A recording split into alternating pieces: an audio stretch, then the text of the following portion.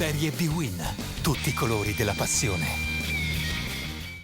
Dopo la vittoria contro il Bari, la Samp di Iachini torna in campo per affrontare il Modena nell'anticipo della 38esima giornata di Serie B-Win. Una partita che si prospetta interessante tra due squadre che vivono un buon momento di forma. I bucerchiati lottano per una posizione nei playoff e hanno l'obbligo di vincere. I canarini continuano a stupire con ottime prestazioni casalinghe e sono reduci dall'ottima vittoria contro la Juve Stabia.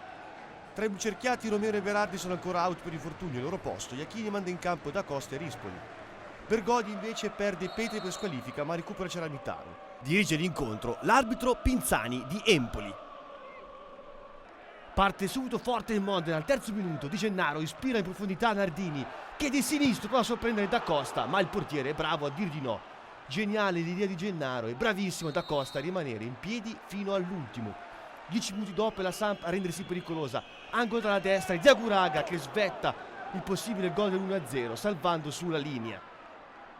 Ancora Samp, ancora Eder che si invola tutto solo, supera un difensore, lascia partire un tiro cross su cui Diaguraga ancora una volta è provvidenziale a salvare il possibile gol dell'1-0 sulla linea.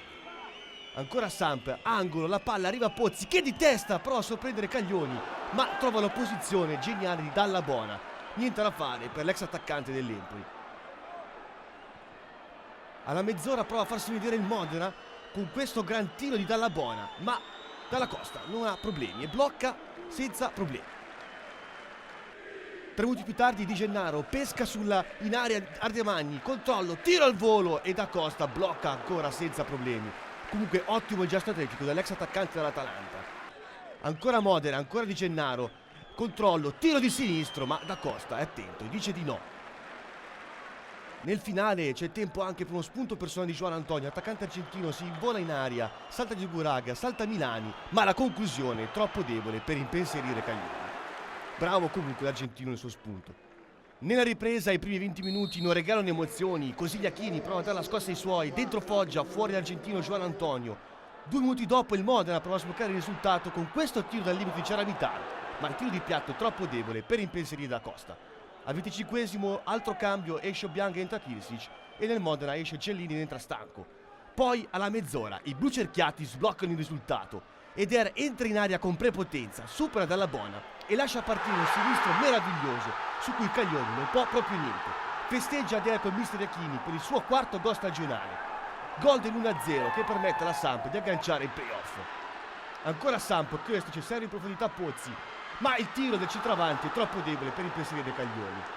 Ma il gol è solamente rimandato. Eder 5 minuti più tardi si infila tra Rullo e Signori, lascia sul posto Perna e mette in mezzo una palla facile per Pozzi che a 2 passi insacca il gol del 2-0 e partita virtualmente chiusa.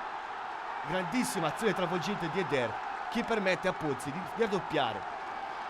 Rivediamo nel replay la grandissima finta di Eder e l'assist meraviglioso per Pozzi. Nel finale il Modena prova a accorciare le distanze con questa gran conclusione di Stanco sotto misura, ma la palla sibila il palo. Finisce qui, la Samp batte il Modena 2-0 e si porta a quota 61 punti. Treno playoff agganciato. Il Modena si arrende dopo 11 risultati utili consecutivi.